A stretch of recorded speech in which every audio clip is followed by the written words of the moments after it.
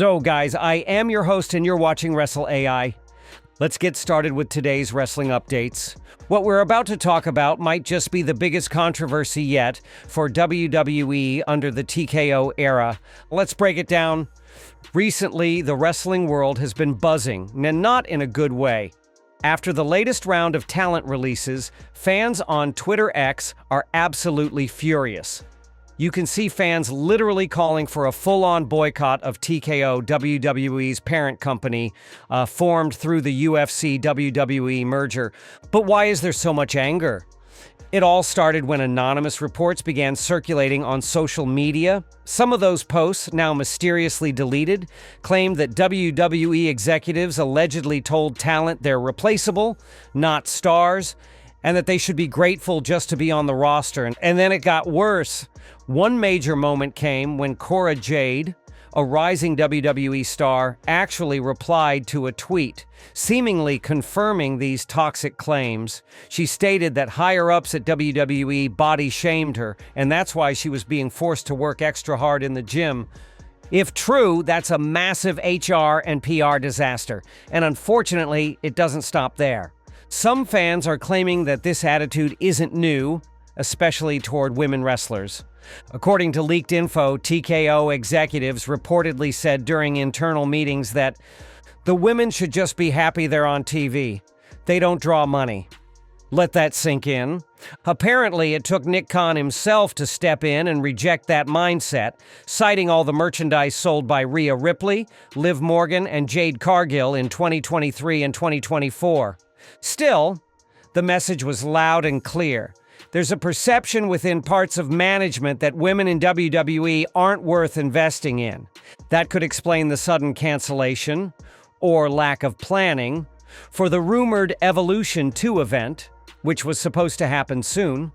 We're just 2 months away from when the show was allegedly planned, and there's not even a whisper from WWE management. Now here's the twist. Yes, Triple H is reportedly involved in finalizing the main roster cuts, but he doesn't have full power to stop them. As per reports, Triple H can't just tell TKO, "No, we're not doing this." The list is formalized, and Talent Relations handles the rest. And according to sources, more releases are expected around September. So this may just be the beginning. It's a terrible look, especially when you consider that most of the recent cuts were female talents, including Cora Jade, Dakota Kai, Shayna Baszler, and others. Is TKO sending the wrong message? Are women being pushed aside in WWE's future plans? Let me know your thoughts in the comments, because this is serious. Let's get to our next update. WWE has released Braun Strowman once again. And yes, this is not the first time Strowman has been let go by WWE. But the question is, why was he released this time? Wrestling journalist Dave Meltzer has given a very interesting and somewhat shocking update. According to him, one of the main reasons for Braun's release was his high salary. That's right. Strowman's paycheck was reportedly way more than what WWE felt they were utilizing him for. Someone within WWE even said, and I quote, "He was being paid more than he was being used." This means WWE management thought, why are we wasting all this money on someone we're not even booking regularly? So Strowman was shown the door again. Now, was this the only reason? Probably not. But it definitely seems like a major factor, especially considering this is the second time this has happened to him. And it's not just Strowman. Other released superstars also seem to be let go for the same two reasons, age and salary. But it's not consistent across the board. Some superstars like Cora Jade or Gigi Dolan are still quite young, so their releases are still confusing. But in Strowman's case, the reason is crystal clear. He was just too expensive for how little he was being used. Let's move to our next big story. So, another big update. Dakota Kai is expected to join AEW soon. Yes, she's also been released by WWE, and interestingly, this isn't the first time this AEW move has been rumored.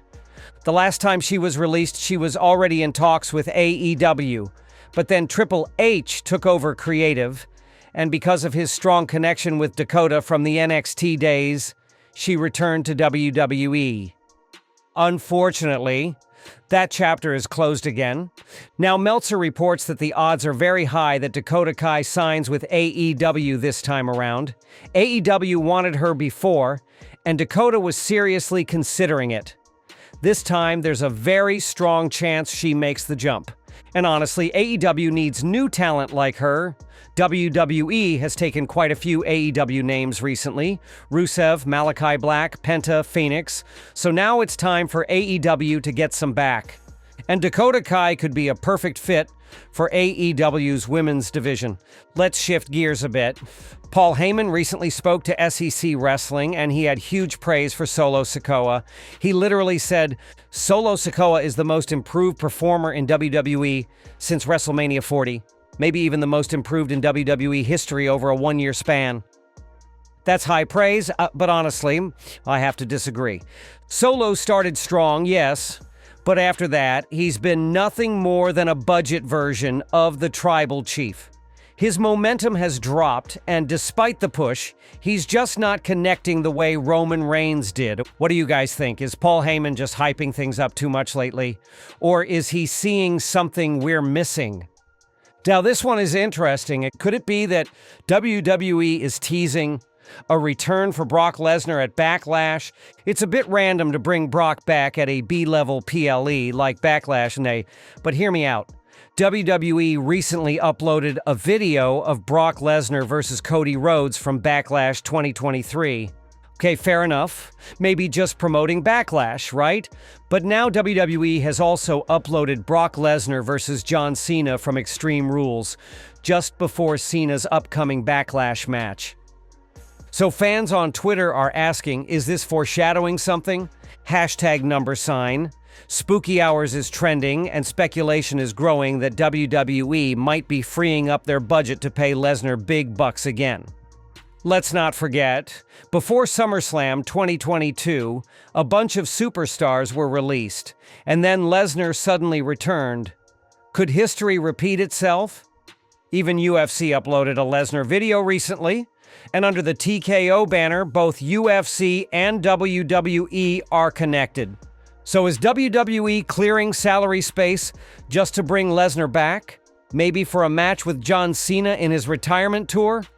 Imagine Brock Lesnar confronting Cena. What a moment that would be. Sure, chances are low, but if it happens, bro, it'll break the internet. Let me know what you think. Is WWE setting the stage for the Beast Incarnate to return? Now let's wrap it up with a surprise twist.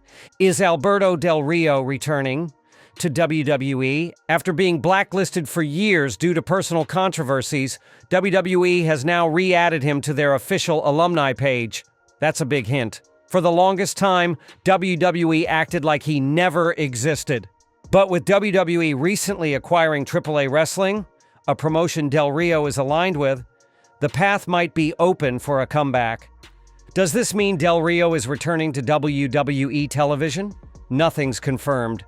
But when WWE acknowledges someone's history again, it's usually for a reason. So guys, that's all the major updates for now. I hope you enjoyed this detailed rundown of what's happening in WWE right now. If you found this video informative and entertaining, don't forget to like, share, and subscribe to Wrestle AI for more such updates. I'll see you in the next one.